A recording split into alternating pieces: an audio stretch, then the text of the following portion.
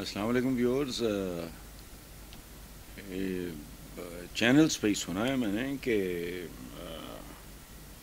پی ٹی آئی کے رہنماؤں سے یہ بات منسوخ کی گئی ہے کہ عمران خان نے جیل میں بھوک ہڑتال کر دی.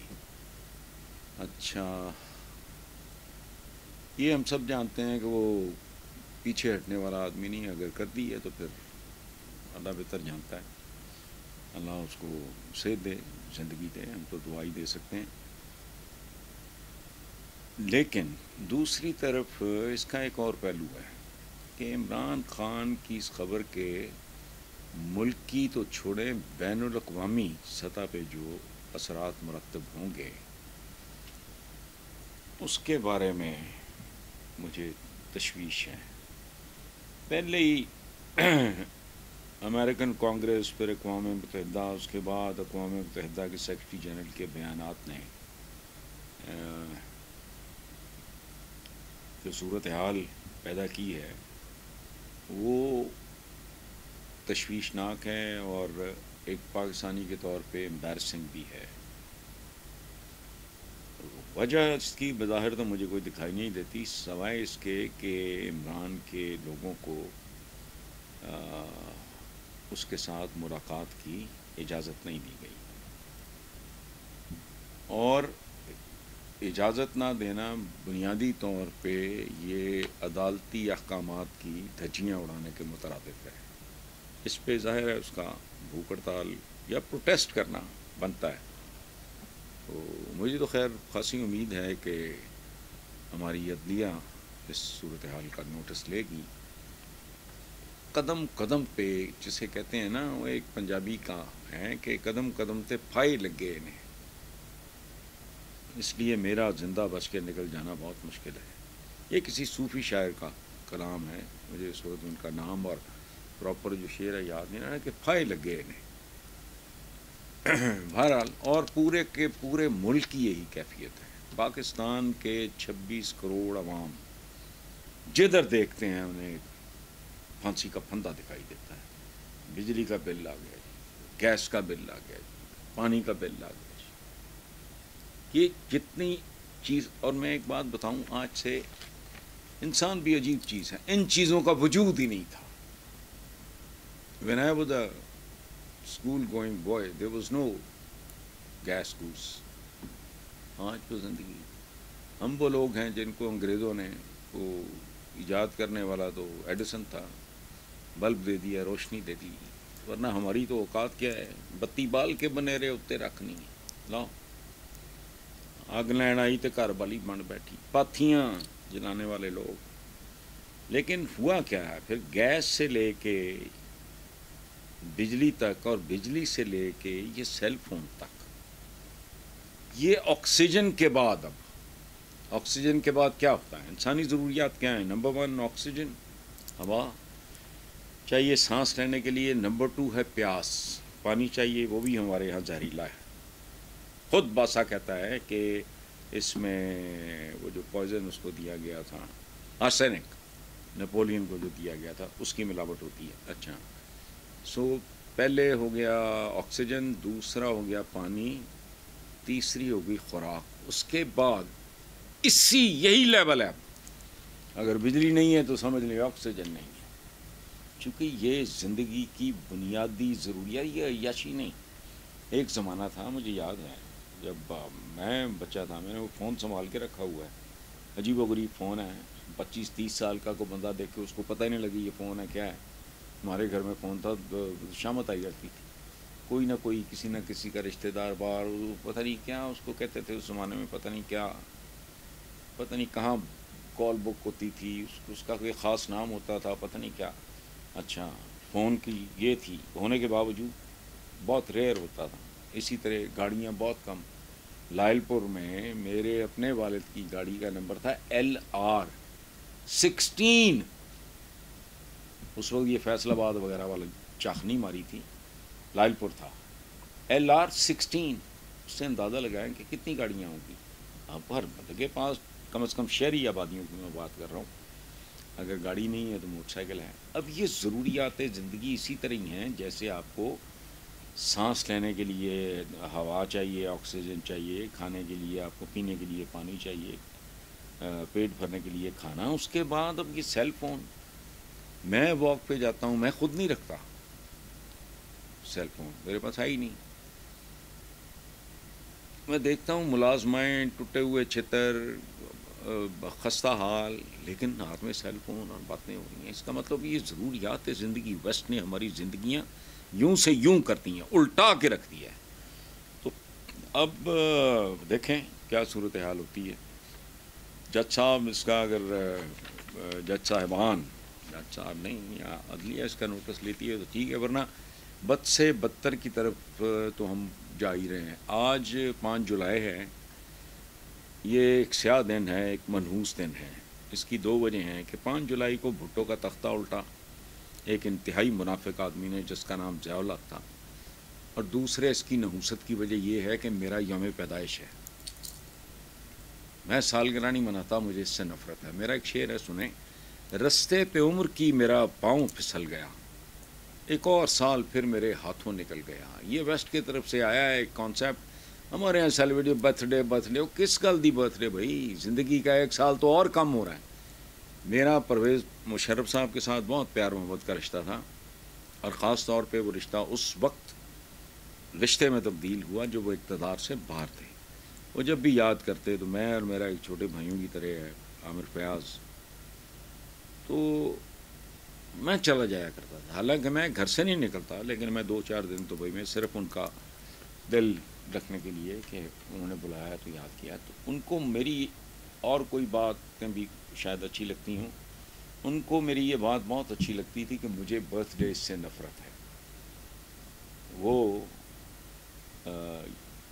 وہ بھی ان کی بھی یہی فلسفی تھی کہ برتھ ڈے کو سیلیبریٹ کرنے والی چیز نہیں ہے بھائی، زندگی کا 1 سال کم ہو گیا ہوتا ہے. بہرحال بات چلی 5 جولائی کو، جب بھٹو کا تختہ الٹا گیا اور ایک منحوس ترین، مکروہ ترین، منافق ترین، احسان فراموش ترین آدمی جس کو آؤٹ آف ٹرن پروموٹ کر کے بھٹو لے کے آیا تھا. بہرحال تو بھٹو کا ایک جملہ سنیں، انگریزی میں ہے، میں اس کا اردو ترجمہ. اس نے کہا کہ اگر یہ نظام تبدیل نہیں ہوتا تو پھر اس ملک میں تبدیل ہونے کے لیے کچھ باقی نہیں بچے گا. یہ بہت خوفناک جملہ ہے. بہرحال اور کہتے ہیں کہ جی انصاف جہاں نہ ہو وہاں پھر فائنلی سارا کچھ ہی ختم ہو جاتا ہے. ٹھیک ہے، آگے چلتے ہیں جی. پنجاب حکومت نے بانی پی ٹی آئی چیئرمین پی ٹی آئی گوہر خان کے خلاف غداری کا مقدمہ قائم کرنے میں کمر کس لی ہے، اور یہ ہے وہ ہے. دیکھیں بات سنیں، میں ایک بات آپ کو عرض کروں، اس سے بڑا مکروہ، قابل نفرت کام ہو نہیں سکتا. اپنے کسی ہم وطن کو غدار کہنا یا دائرہ اسلام سے خارج قرار دینا، یہ بذات خود ایسا کام ہے جس پہ تختہ دار پہ لٹکا دینا چاہیے، سنسار کر دینا چاہیے چوک پہ. جو آدمی یہ سمجھتا ہے آئی ہیو نو رائٹ کہ میں کسی کے دین پہ شک کروں یا کسی کی حب الوطنی پہ شک کروں، وہ خدا کا خوف کرو. یہ پوری دنیا ہر قوم میں ہے. جس دھرتی پہ آدمی جنم لیتا ہے، پروان چڑھتا ہے، غدار تو کوئی پروفیشنل، کوئی کروڑوں کی آبادی میں اگر کوئی ایک آدھا، کس کو کہہ رہے ہو؟ ہوش کرو. جس نے تمہیں ایک پرائڈ 76 سال میں پہلی دفعہ دلوایا، چھوڑو شوکت خانہ میں سب کو گولی مارو. میں اور بات کر رہا ہوں کہ یہ 2 بہت گھٹیا کام ہیں، کسی کو غدار اور دائرہ اسلام سے خارج. تو کون ہے؟ اچھا، اب یہ یوں نہ لگے کہ میں بکواس کر رہا ہوں. ایک زمانے میں جب نواز شریف صاحب تشریف لائے تھے تو انہوں نے کہیں کوئی اپنا قادیانیوں کے حوالے سے کوئی کہیں وزٹ وغیرہ کیا، کو بات کی کہ قادیانی ہمارے بھائی ہیں. بالکل ہیں، اب جاؤ میرے لیے. وہ 2-4 پتہ نہیں کون تھے، انہوں نے دائرہ اسلام سے خارج. تو میں نے کالم لکھا میں نے کہا ہے کوئی شرم کرو، حیا کرو. اس طرح تو کوئی کس خارش نہیں کرتا بلا وجہ.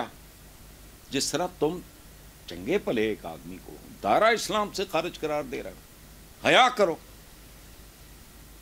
یہ میرا جملہ مجھے آج تک یاد ہے کہ اس طرح تو کوئی بندہ خارج نہیں کرتا بلا وجہ. تم دائرہ اسلام سے اس آدمی کو خارج کر رہے ہو. قادیانی ہم وطن تو ہیں نا. ہم وطن ہونے کے حوالے سے ہندو بھی، سکھ بھی، یہ سب ہمارے بھائی ہیں. کرسچنز ہیں ہمارے بھائی ہیں. وہ اچھا نواز شریف کو دائرہ اسلام سے خارج قرار دے رہے ہیں. میں نے کہا وہ عقل کو ہاتھ مارو. 100 اختلاف ہو اپنی جگہ پہ، 100 اعتراض ہو اپنی جگہ پہ. بنیادی طور پہ ایک مذہبی سا گھرانہ ہے. اتفاق مسجد انہوں نے بنائی. یہاں جب ان کے والد شفٹ ہوئے، کیا کہتے ہیں اس کو، جاتی عمرہ، وہاں سب سے پہلے ایک شریف میڈیکل سٹی اور ایک شریف ایجوکیشن کمپلیکس اور مسجد. کچھ شرم ہے ہی نہیں. سو پلیز، یہ میں اسپیسیفک اس بارے میں بات نہیں کر رہا ہوں. میں رویے کی بات کر رہا ہوں. کوئی انسانی رویہ، کوئی گریس. 1001 الزام لگا لو، آپ پہ نہیں لگتے. لیکن دائرہ اسلام، وائے کون ماما ہے اور غدار. اچھا اور الزام کیا ہے جی کہ 1971 مشرقی پاکستان کی علیحدگی کو دوہرا کر میں دوہرا چکا ہوں.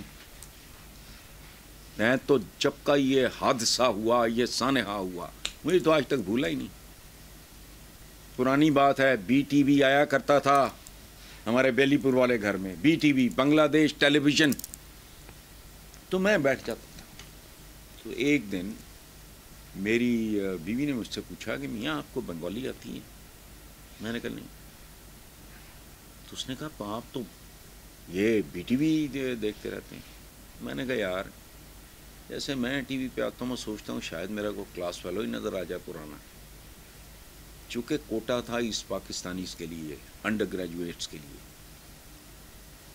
تو میرے کلاس فیلوز بھی تھے اور ہاسٹل میں تو بے شمار تھے بنگالی. ان کے ساتھ پیار محبت تھا، میں تو بھول ہی نہیں سکتا. میں تو پرانے رشتوں کو، ان کی شکلیں دیکھنے کو ترس گیا. میں بی ٹی وی دیکھتا ہی اس لیے ہوتا تھا کہ شاید یار کہیں بابل نظر آ جائے، یار کہیں عبدالعلی نظر آ جائے. ایک اور پٹھان لڑکا ہوتا تھا، مام پٹھان بھی ہیں، اور اس طرح کے جو مجھے تو نام بھی بھول گئے ان کے، لیکن شکل ہی نظر آ جائے. تو میں خود دہراتا رہتا ہوں. وہی میں پاکستان آدھا گوانے کے بعد بھی سمجھ نہیں آ رہی. تو اس کا مطلب ہے کہ آپ غداری کر رہے ہیں. وہی تم کو تمہاری جہالت، بے وقوفی، ناکامی، تمہارا فیلئر یاد دلا رہے ہیں تاکہ آئندہ بچو. اس پہ وہ کہنا کہ جی بغاوت پہ اکسا رہے ہیں. تو کیا اکسنا ہے کسی نے؟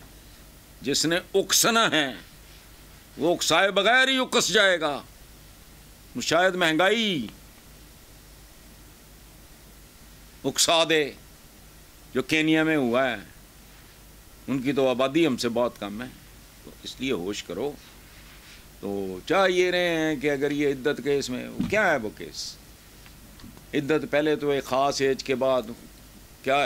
دوسری بات یہ ہے ہم بہت سے ٹیسٹ جو پہلے ہوتے تھے جب ٹیکنالوجی نہیں تھی، اب ہم ان کو ریکگنائز کرتے ہیں.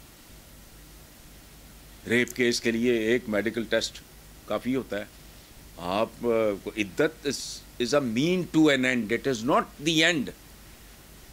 پتہ لگ جائے کہ بھائی نہیں ہے کوئی سلسلہ تو بہرحال. لیکن یہ چیزیں کیا بتاتی ہیں کہ سوچ آج بھی تخریبی ہے.